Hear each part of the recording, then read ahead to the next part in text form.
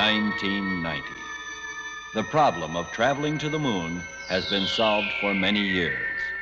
Space stations have been built there, and authorized personnel come and go as they wish. But the moon is a dead world, and the great question about space still remains. Does life exist on another planet? To seek an answer to this question, the major powers of the world have been actively preparing at the International Institute of Space Technology to explore the planets Venus and Mars.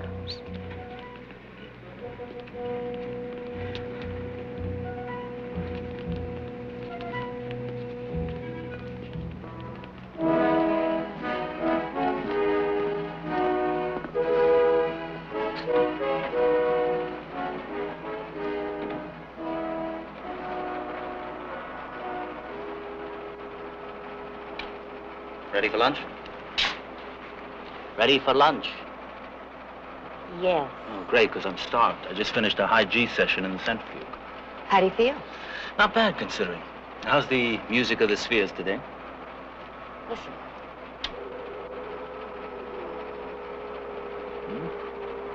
We've been picking up these signals now for 3 days. Dr. Faraday thinks they're from a planet within our galaxy, but beyond our solar system. What, does he think it might be a form of communication? Well, they're different from anything we picked up before. They're working on some tapes that I've made now, trying to see if they can decipher it. Bill, I'm leaving the recorder on automatic. Will you keep an eye on it for me? Right. Must be a message of some kind. And just think, if it is, it will be our first contact with intelligent beings from another planet.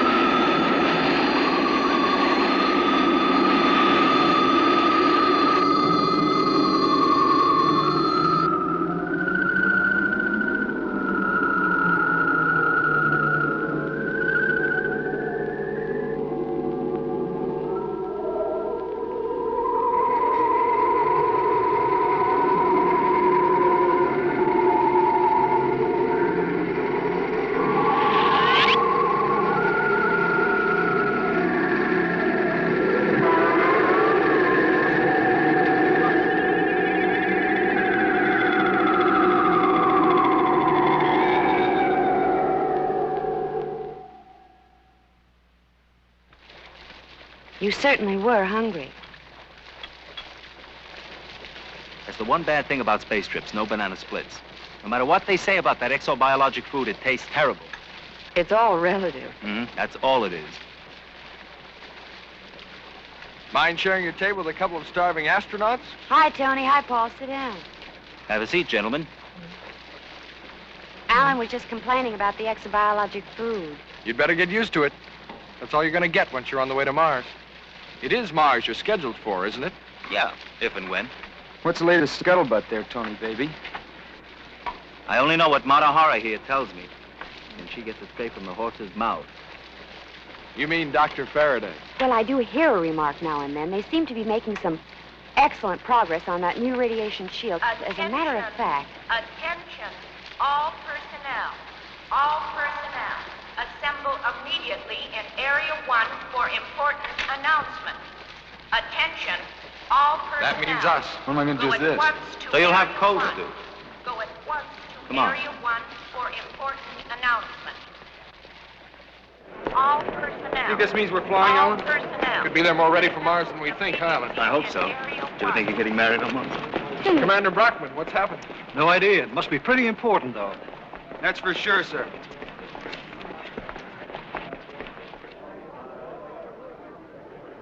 My friends and fellow workers, In the great adventure of space, I have the most important news to announce since our first successful landing on the moon 20 years ago.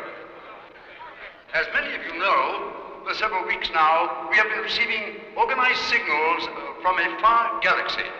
This morning, our code experts finally deciphered the message these signals contain. It's a most extraordinary document. It's very long. I'm not going to read it to you, but I would like you to have the gist of it. It informs us that they are dispatching a spaceship to bring their ambassador to our planet Earth. They believe our atmospheric conditions will support their form of life, which apparently is similar to our own. The timing of their blast off should be just about now. I wanted you here at Space Institute to be the first to know. I'm sure the entire world will await the arrival of this spaceship with the keenest anticipation. Thank you.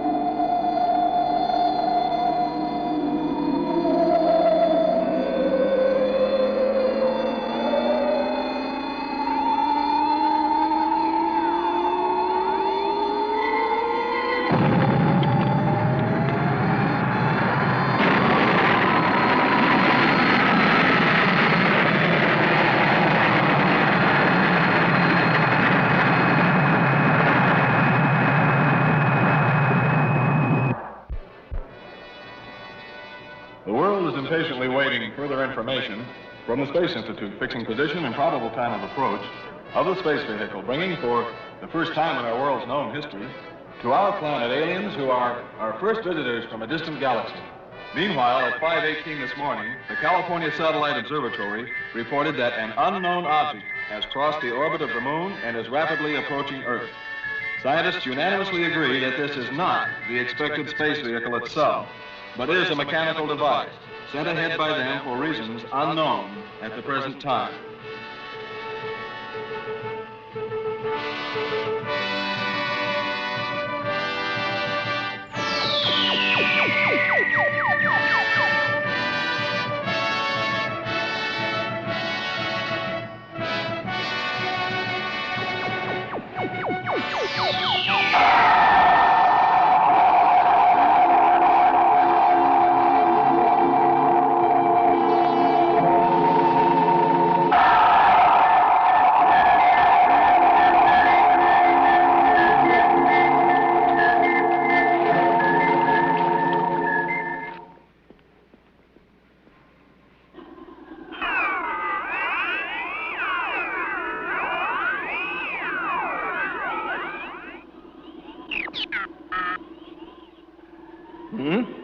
Doctor.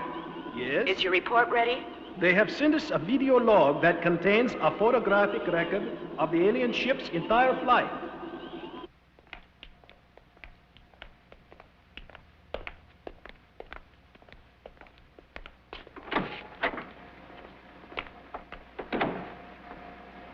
You ready? Yes, Doctor, it's in perfect working order. All right, let's see it.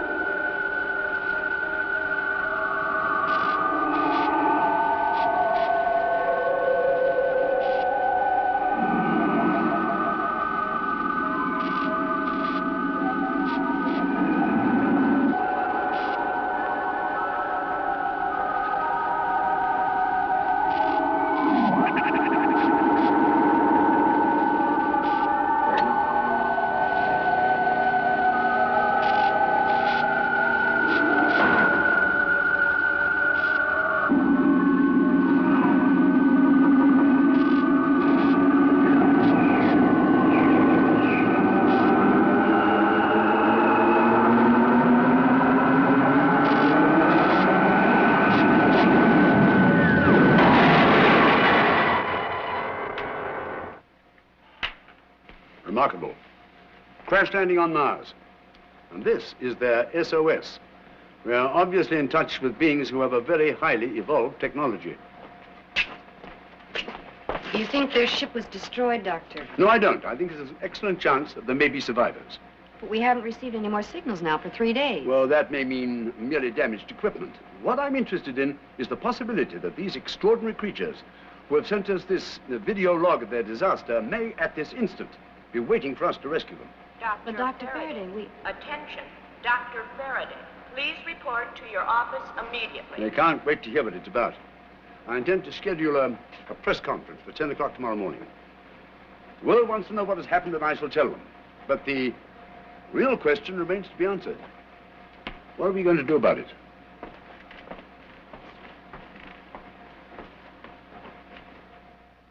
And so it appears that these beings from another world have called for our help.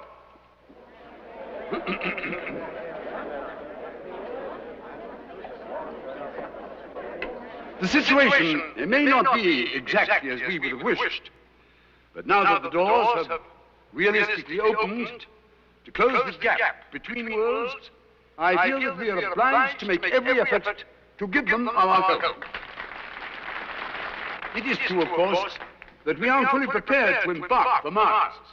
The spaceship Oceano has been designated to attempt the first flight to Mars 6 months from now. I'm going to urge the heads of state of all countries to cooperate in this endeavor. Time to go to Mars is now, and not 6 months from now. And to do so, we must get those supplies to the moon.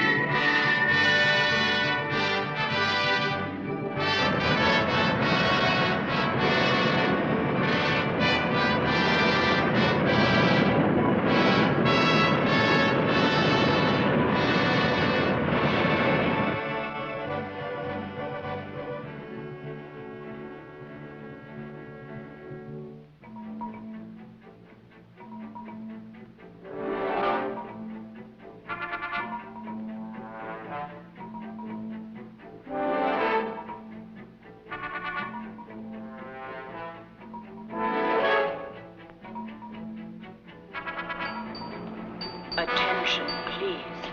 Attention, please. Will the commander of freight rocket RT-12 please report to the central operator? You have a call from Earth.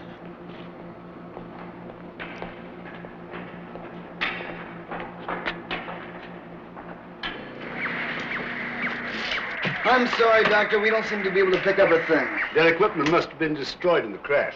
Dr. Faraday, may I speak to you for a moment, please? Yes, of course. Since there are no more signals coming through, I'm afraid we'll have to proceed in the dark, as it were. Doctor, I just received my orders. Oh, good. Yes. Are you pleased? Of course. But I was hoping that Alan Brenner would be on my flight, and I was wondering... I'm sorry, Laura. I'm afraid there's nothing I can do about it. The balance of personnel for this key flight has been most carefully worked over. We shall undoubtedly send Brenner on the Oceano, too. I see. It's a great honor that's been bestowed on you, Laura, and I don't mind telling you now that I was one of those who recommended you. I appreciate that. Dr. Faraday, please report to the astrophysical laboratory immediately. Well, Laura, marvelous adventure lies ahead of you. I envy you. Good luck. Thank you.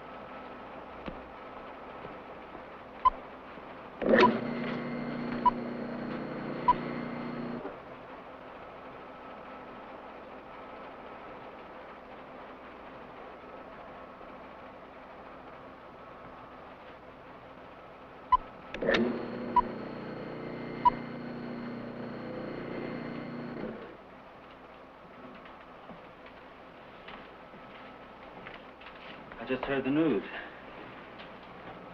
And I was just trying to get up enough courage to tell you. Well, we sort of figured it might happen this way. I know.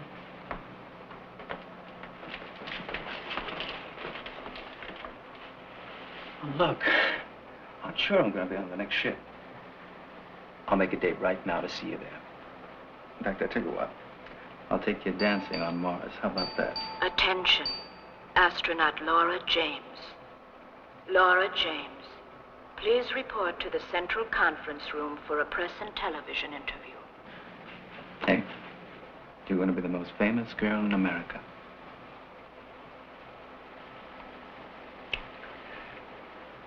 Now go on, tell them who you are and where you came from.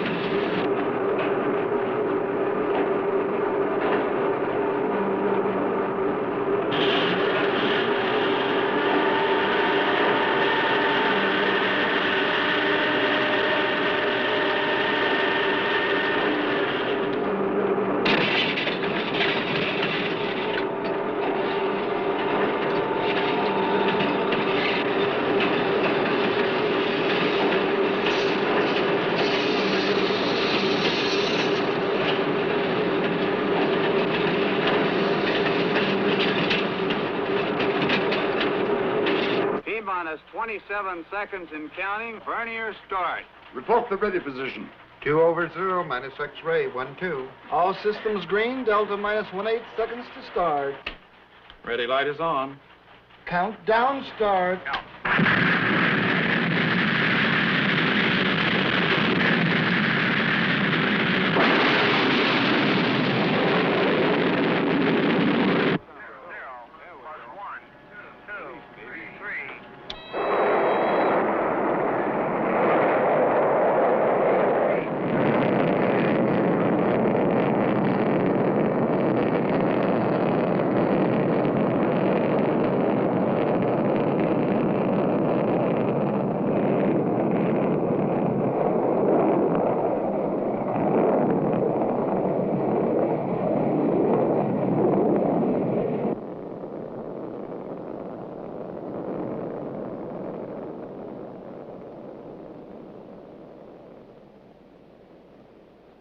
Calling Lunar 7. Dr. Faraday speaking. Commander Brockman reporting, sir. How are you doing? Everything according to plan, sir.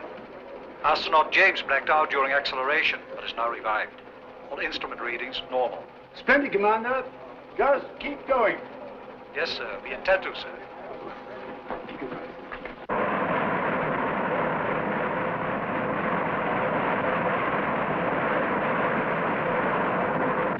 Accounting for the DH factor of drift, we've progressed 75 million miles toward Mars and are passing through perihelion to the Sun. Mars is giving off a red coloring and is becoming more vivid as we approach. It suggests that there is a really deep oxidation of the planet's major substance. How does that sound for the ship's log, sir? Very good. Accurate and rather imaginative. Thank you, sir. Maybe when we get back to Earth, you can have that published. And you'll be known as that famous writer-astronaut fellow. Well, I never thought of it that way.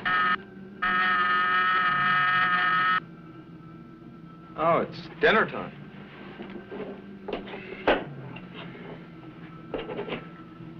Commander, aren't you going to eat dinner? No, I'm not very hungry. How about you? You very hungry? I'm starved. Well, good. So am I. Let's go eat. What's that? Something's happened to the instruments control side room.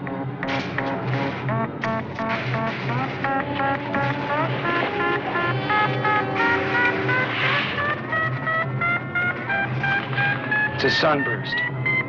Put on your helmets.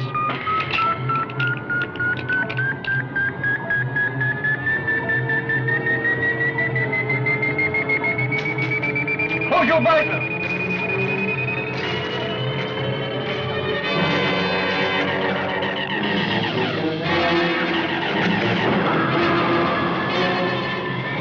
I'm switching to emergency controls on Group 3 and Group 7. On to maximum protection. All controls are working. Use all power available. Yes, sir.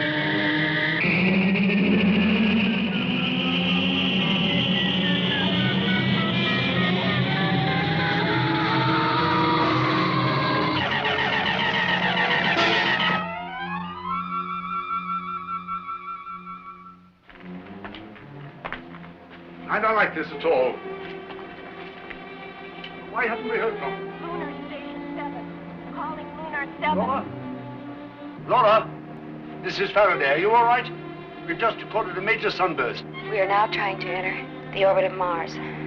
The sunburst severely damaged exterior instruments. Using emergency instruments only. Very difficult. Laura! Laura! Come in, Luciano. They stopped transmitting.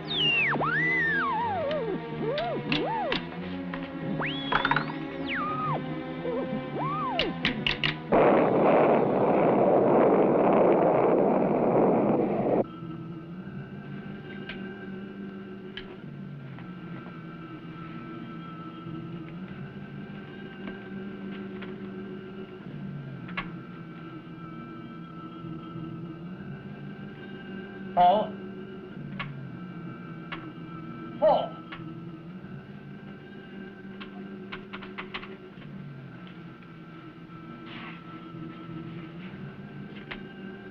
Paul! Laura! Are you all right? Laura?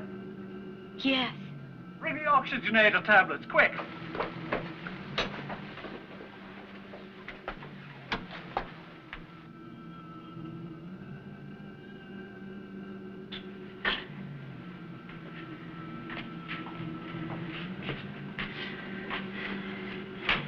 Paul, take these. They'll make you feel better.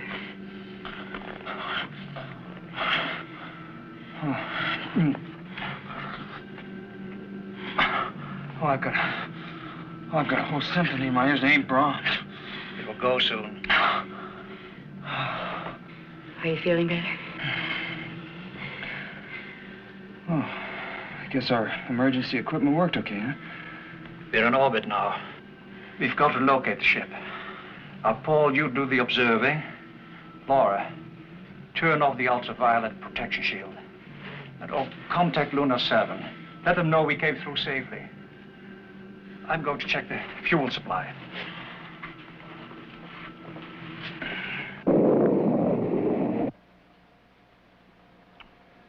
I'm very much concerned about the Oceano's fuel supply. That accident forced them to use more than they could spare. You mean they may have trouble landing? No, but it'll be touch and go on the return trip. We must get the Oceano 2 launched sooner. Lunar 7, calling Lunar 7. This is Oceano. Oceano calling Lunar 7. We read you, Oceano. Over. Laura, this is Faraday speaking. We have good news. We've located the interstellar vehicle. It is in section 18, Unit 5. Got it. We are now entering orbit position to land. We will transmit again from Mars. Well, gentlemen, our mystery should be solved very soon.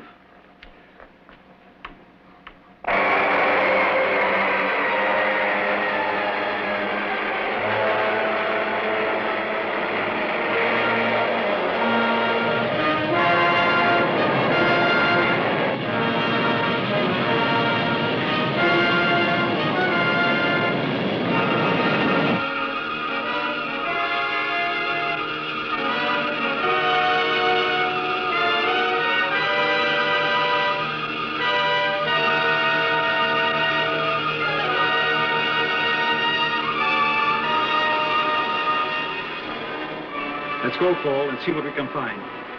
We'll stay in contact with you.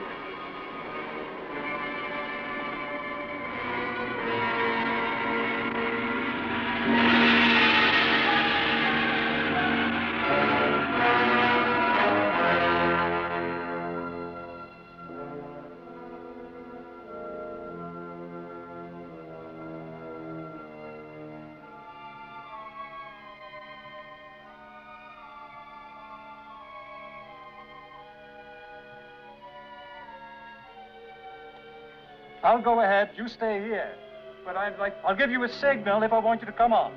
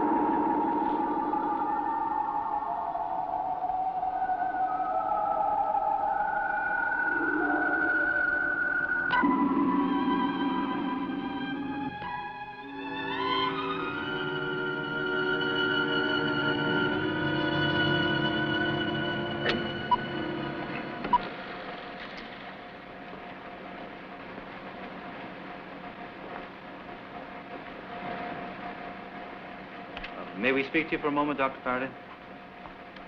Certainly, gentlemen. What's on your minds? Well, we've been trying to figure out what's happened to the other space people. I mean, it seems there must be more than one dead man. But of course there's more than one dead man. The others must have boarded a rescue rocket, which at this very instant is marooned someplace else on Mars. It's the only possible explanation. Then we'd have to send observation satellites, isn't that correct, sir? It's the only way to find the other ship. Unfortunately, the Oceano 2 isn't ready for blastoff yet. Well, that's what we wanted to talk to you about. The rocket ship Meteor is ready to go. And Tony and I figure we can take the observation satellites on it and get them there immediately.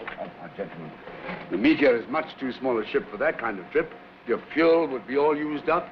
You couldn't even land on Mars, much less return to Earth. We don't intend to land on Mars. What? Look, Dr. Faraday, let me show you what we mean. All right. After we put the satellites into orbit, we can land on one of the moons of Mars, Phobos. We'll have plenty of fuel for this because the gravity here is so slight. And from Phobos, we can get to Mars in our rescue ship. Clever. Logical. Possible, but it's too great a risk. The slightest miscalculation would mean complete disaster. Every space flight is risky, Dr. Faraday. No, really, Doctor, this is too important. We have our calculations carefully worked out. I know we can do it. You're either fools or very brave men. I'll see what can be arranged.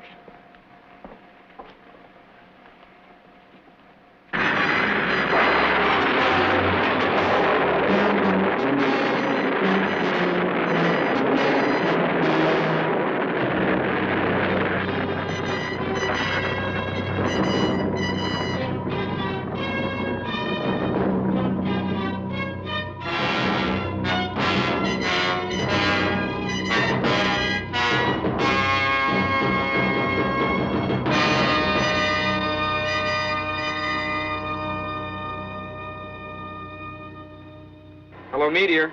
Hello, Oceano. We have arrived in orbit. Congratulations, Tony. Let me speak to your co-pilot. There's someone here who wants to say hello. Alan can't speak now. He's releasing the observation satellites. Let's talk again at 22:30 hours. All right. Paul, Laura, come here. You can see the satellite.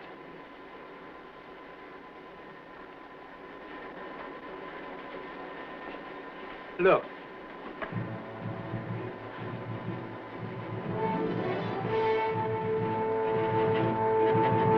find him. We'll find him for sure.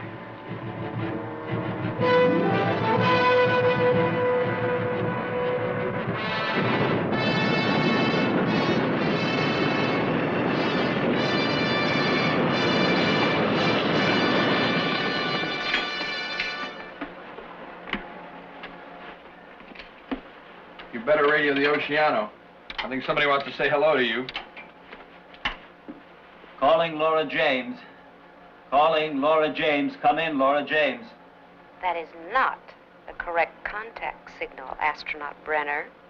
It seems to be the correct signal for me, Astronaut James. Alan, where are you? We've landed on Phobos. This is Brockman. How is it there?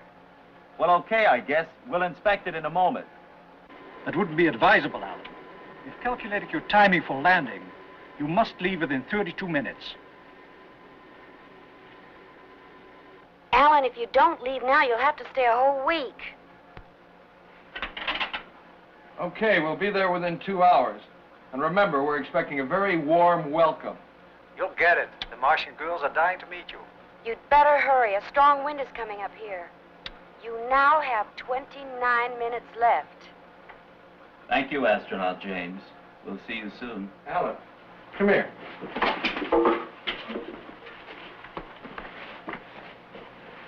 What is that? I don't know. But I think we'd better find out.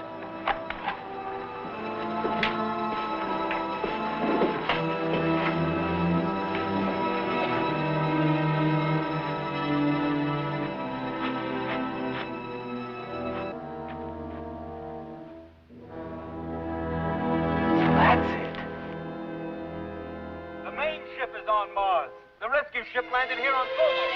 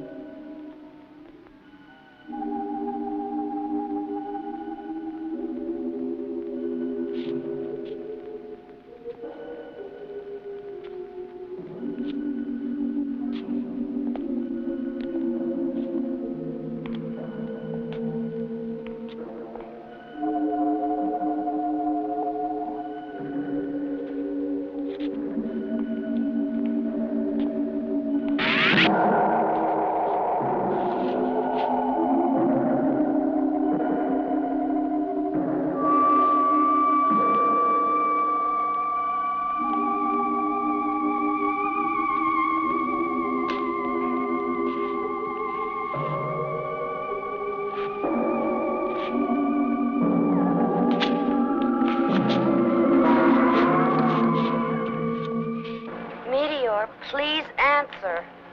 You now have only 17 minutes. 17 minutes. Answer, please. This is Meteor. We have amazing news for you. It turns out they landed on Phobos. I don't... Who's they? The astronauts from the other planet. The rescue ship landed here and one of them is alive. We're going to bring her with us. But your rescue ship can only carry 2 people. I know. Do you have any suggestions? Hey, what? This is something we've got to decide between ourselves, Tony. You heard Laura. 17 minutes. 16 now. Well, I know, but... We've got no choice, Tony. The rescue ship can't possibly carry more than 2.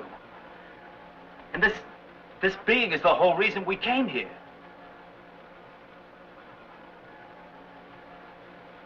Okay, I'll stay. There's a decent chance that Oceano 2 will get here in time. No.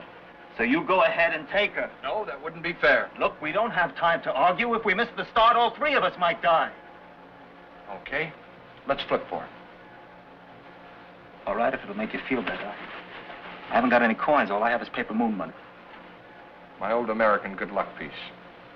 Call it. Heads.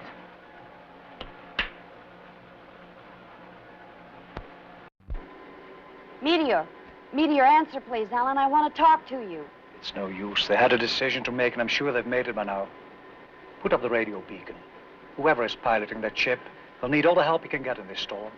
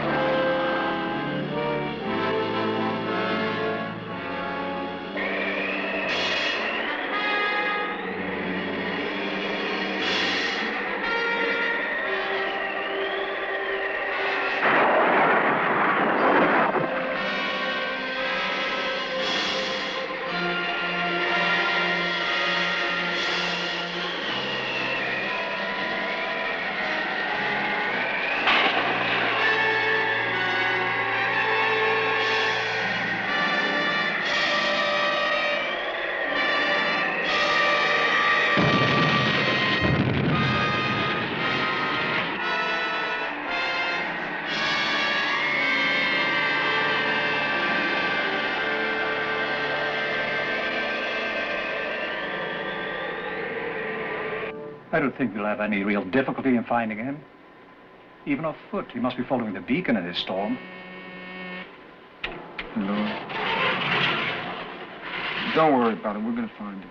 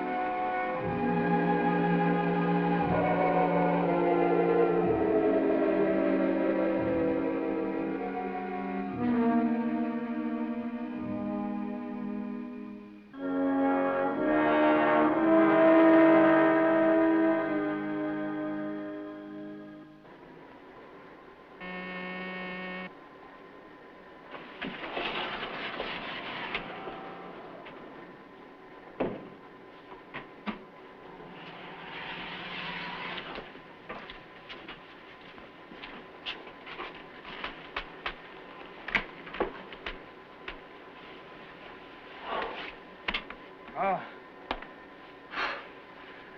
That's her. That's our visitor from another planet. Strange. She seems so human, yet obviously not human at all. I know, it's uncanny. It's like what would happen to us if we'd been in another atmosphere. Does she seem to be all right? Anders just took her pulse. He says that it's beating much stronger than a human's if they were unconscious, so... Paul. What? Who brought her?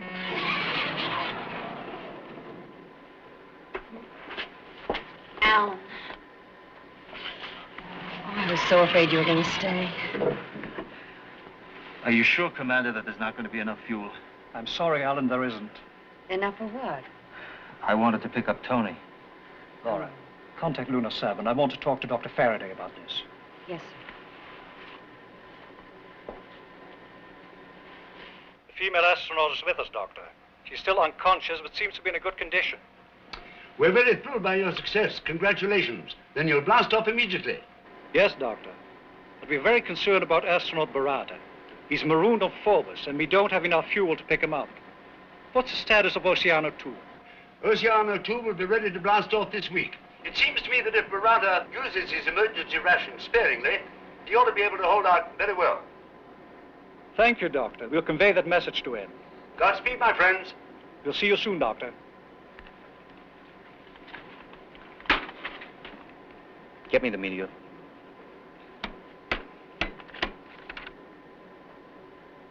Hello, Meteor. This is Command Ship Oceano calling.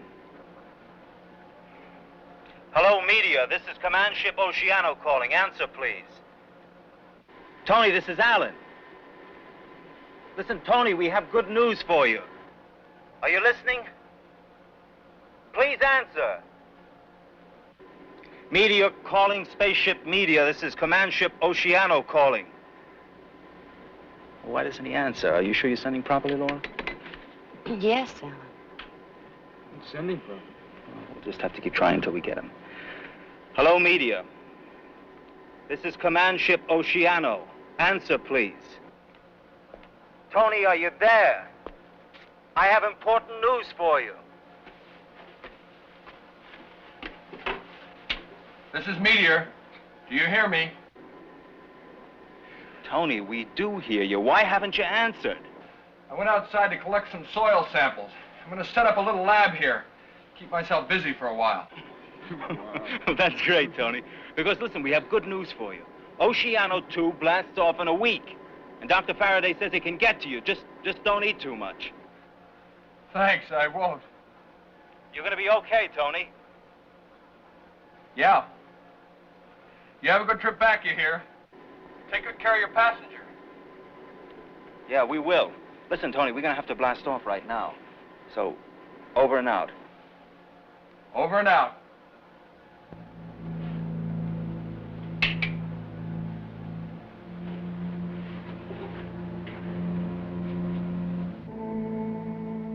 Commander, she's coming around.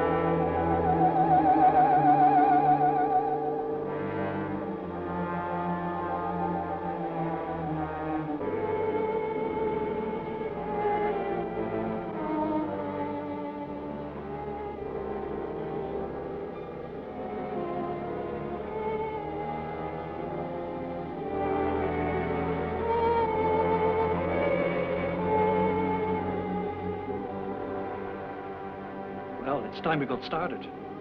Alan, prepare the navigational chart. Yes, Commander.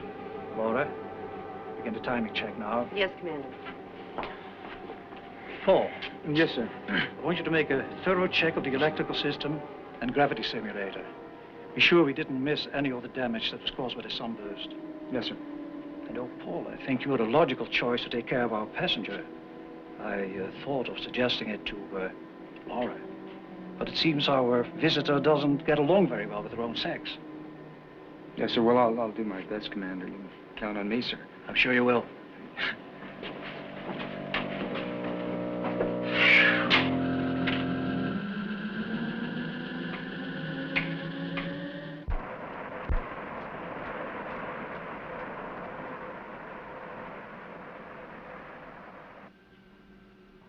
E4 in approximately 11 minutes.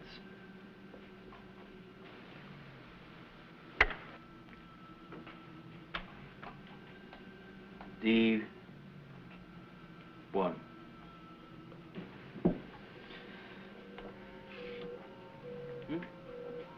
When you're thirsty, you suck water up like this. See? Now you try it. Go ahead. It's all right. Look, like this. Go ahead. That's very good.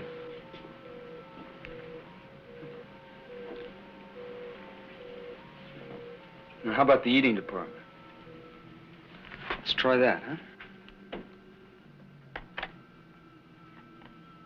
See? Like this. It's good. It's not that it tastes so great, but it's so good for you. All right, you try. Look, like this. Here, I'll try it first.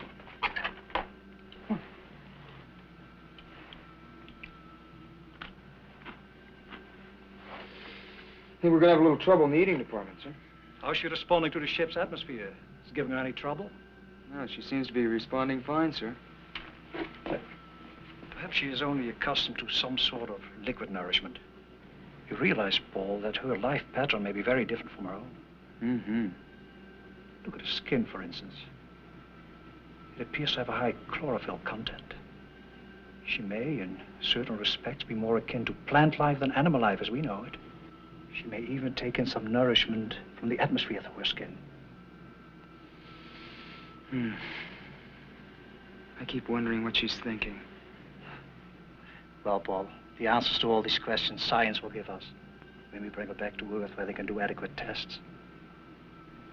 In the meantime, though, there is something I can do that may tell us more. What's that, sir? I want to study a sample of her blood under the microscope. Laura, syringe ready?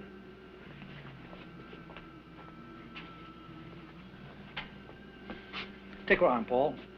Yes, sir.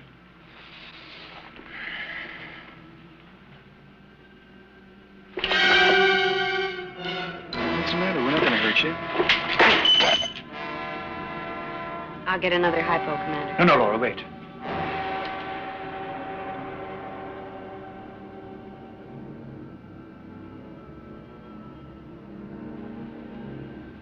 This is more than some childish fear of the needle. Perhaps she has an extremely low pain threshold. Perhaps. Perhaps what, sir? I don't know. But we mustn't do anything that may affect her health adversely. She's probably the most valuable specimen for scientific research in the history of our planet. To get her back to Earth safely has to be our first consideration. Paul, it's your turn to watch the controls, isn't it? Yes, Commander, it is, sir. We'll discuss her puzzling behavior later on again. You know, it might be a good idea to put out some food for her. Perhaps if she gets very hungry, she'll give it a try. I have some right here, sir. Oh.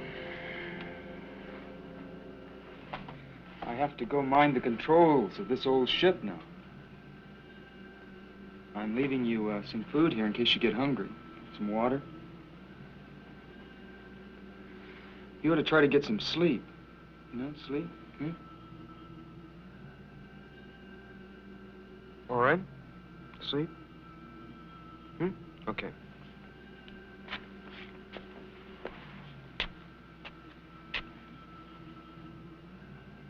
I've spent more time with her than the others. And I think that I've noticed something about her that the others haven't noticed yet. She has...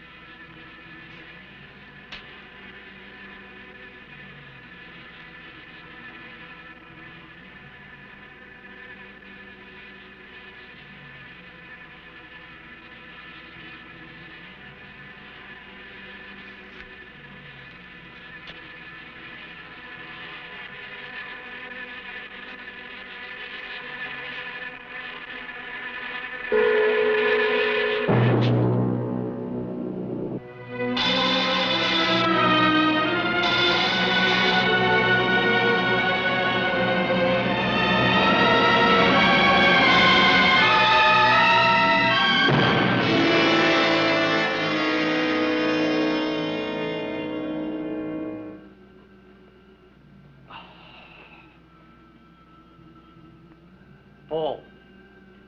Paul, wake up.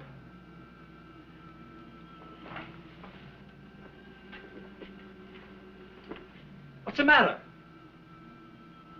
Laura, Alan, something's happened to Paul.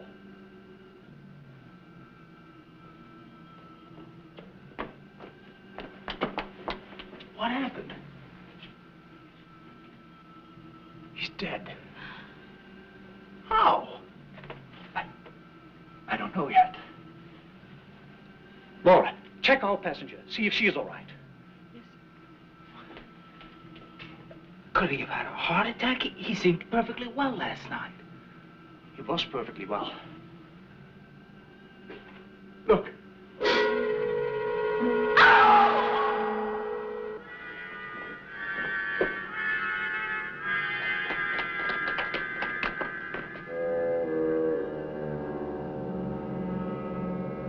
Now we know how she feeds, at least. She's a monster.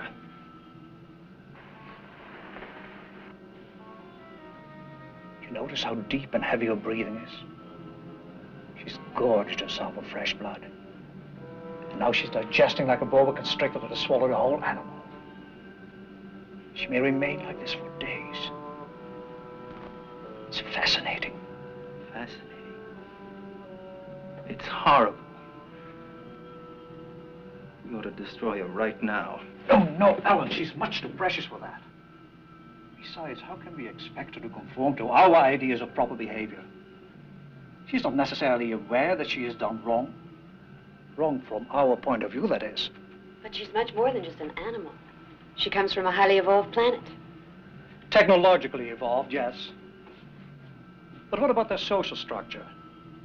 Moral concepts, as we recognize them, may be non-existent in their society. They may be some sort of intellectual insect. Which feeds on human beings. Not ordinarily, no. They probably feed on the blood of some lower form of animal life on that planet, as we do on ours. No, not on blood. Oh, Alan, is there such a difference between blood and a rare beefsteak? All right, but what do we do? Take turns playing dinner for her? I don't think that will be necessary. We have a good supply of blood plasma with us. We'll use that to feed her.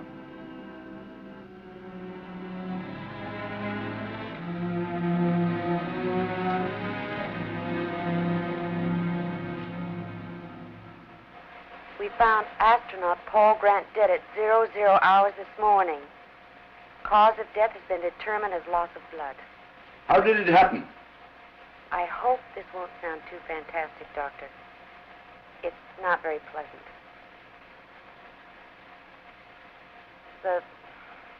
The creature from the other planet, she's fed on Paul, on his blood. How are you proceeding? The passenger is sleeping now, digesting. Apparently, she only feeds at intervals. We intend to give her blood plasma in the future. I see. You understand how important it is to keep her well and to bring her back with you safely. Commander Brockman has made this clear, Doctor. You will follow Emergency Plan 82 for the disposal of astronaut Grant's body. Yes, sir. That is our intention. Very well. Contact again in 24 hours. We will, Dr. Faraday.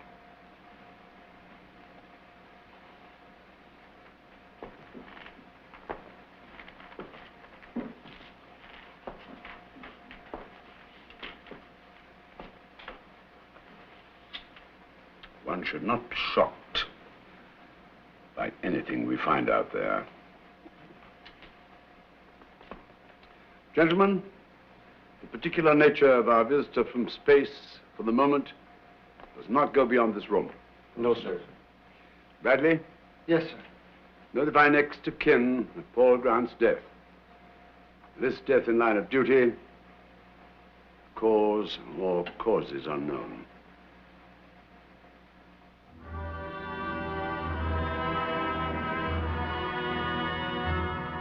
Go ahead, Alan.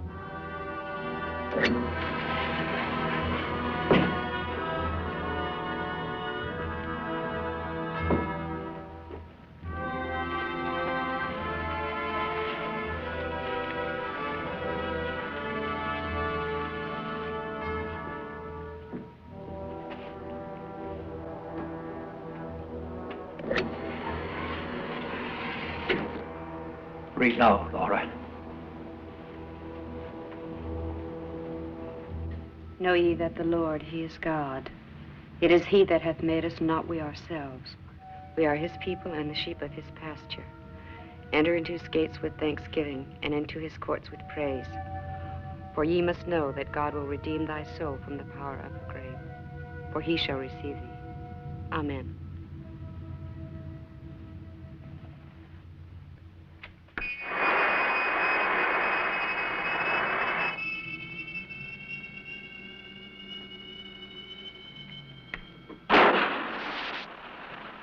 Into the wastes of outer space. It's a fitting grave for an astronaut. Laura, will you check the automatic pilot for me? Yes, sir.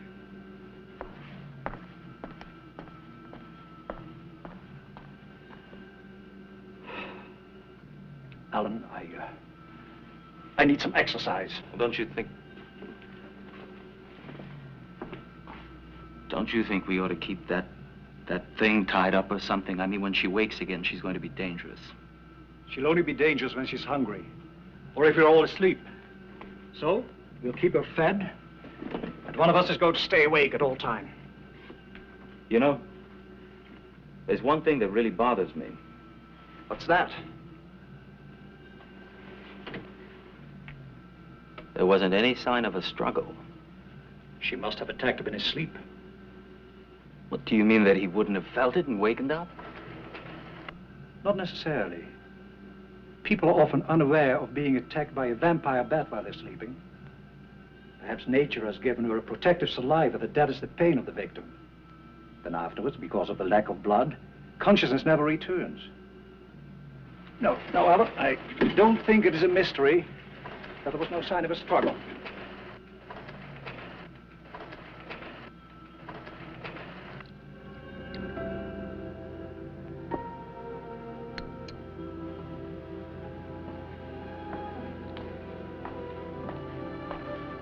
She ought to like this. They must have fed something similar to her fellow astronauts on her ship. Go ahead, try it. It's better than water.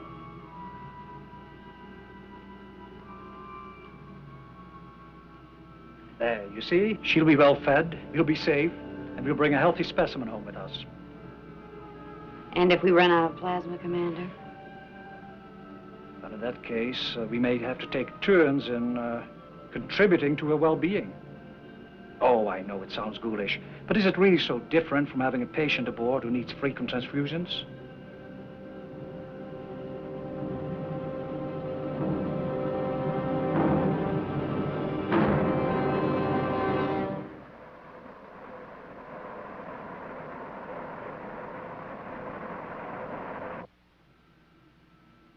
She has been eating the plasma regularly and appears to be in good health. However, yesterday we ran out of supply, and from now on, it will be necessary.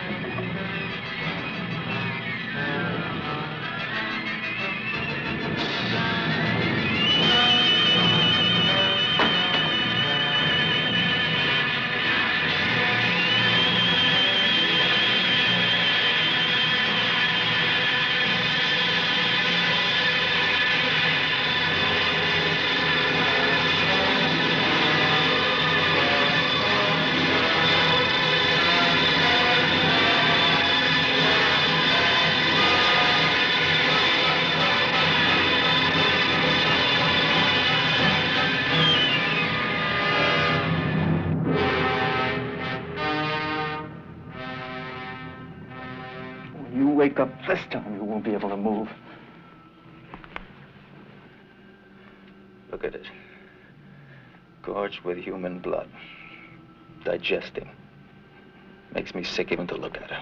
I can't understand how Anders could have fallen asleep when he knew that she didn't fall asleep. I'm convinced of that now. And I don't think Paul did either. She does something. I don't know what. Kind of hypnosis. Some strange mental power that we don't have. I sensed it from the beginning. And it's deadly. Alan, I'm really afraid now for the first time. Well, don't be. We're going to get back to Earth, all right. And we're going to take our monster visitor with us. I only hope they know what to do with her. You're close enough now to retain Commander Brockman's body on board with you. Now, after you land, it might be instructive to perform an autopsy. Yes, Dr. Faraday. I trust you're taking the utmost precautions from now on. Absolutely, sir. Now, your best landing location will be the Earth. You'll go into orbit for 24 hours and then receive final instructions. After today, change your radio contact to the Space Institute frequency. I shall be leaving for Earth almost immediately. Is that clear? Yes, Dr. Faraday. We'll see you very soon. Good luck. I'll need it. Things are going very badly on that ship. Very badly indeed.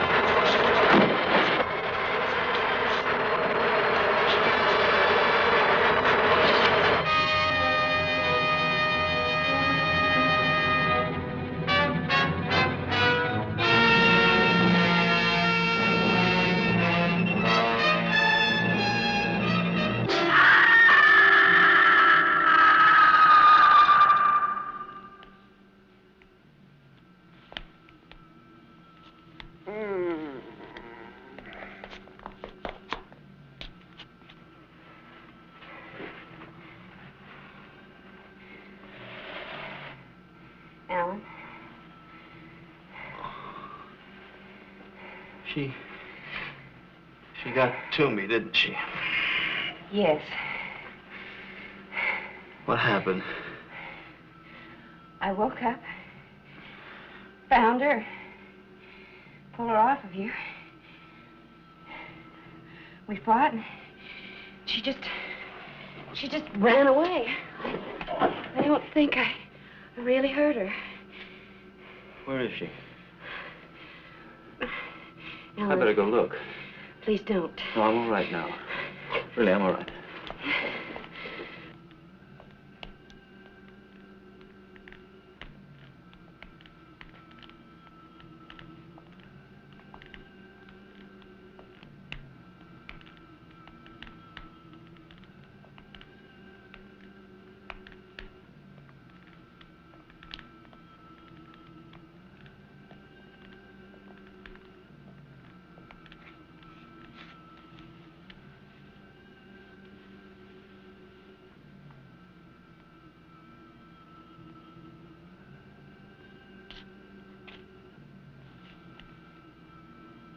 What's happened to her? No, don't come any closer, Laura. She's dead.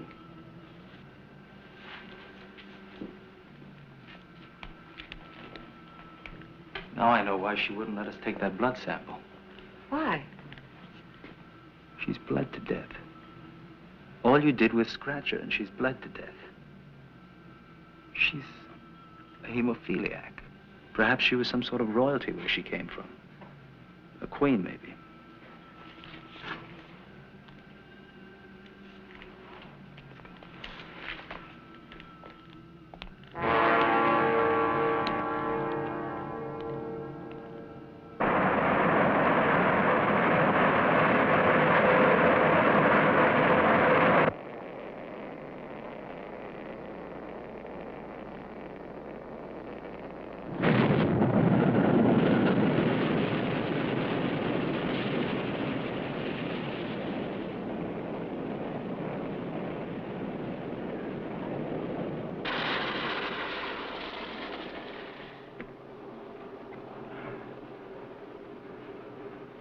I thought we weren't going to have enough fuel.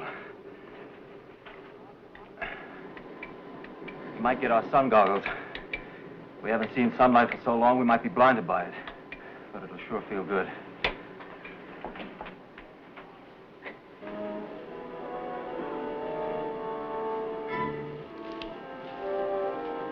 What is it?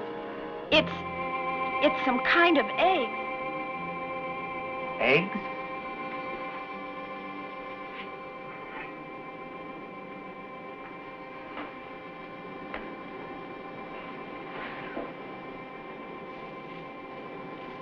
That's it.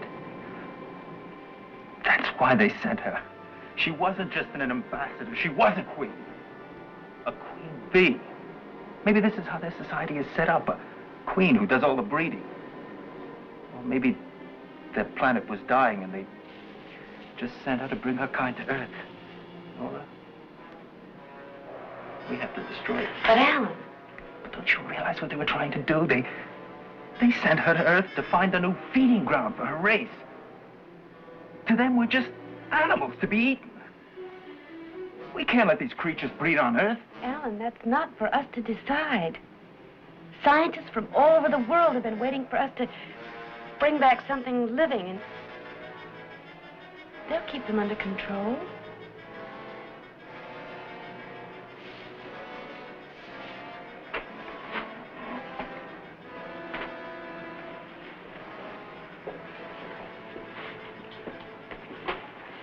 I wonder. Besides, it's too late. It's just as I thought. She has them hidden all over the ship.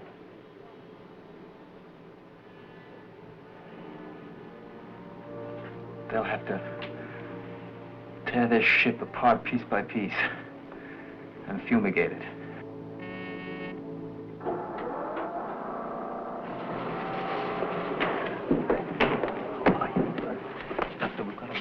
Discover the whole ship is infested with the eggs of that creature, and they're alive and growing. Wonderful, wonderful. Where are they? Alive and growing, you say? Extraordinary. I don't think you realize, Doctor, they should be destroyed immediately. Come, my boy. You've just returned from an amazing but a very tiring trip. We may destroy them and we may not, but at least we must see what we had. Isn't that right, Laura? I think so, Doctor. You brought back something unique and marvelous from another world. You can be very proud. But, Doctor, they're deadly. I appreciate your warning, my boy. We shall take every precaution. Help me, will you, gentlemen? We have some very precious samples to remove from the ship.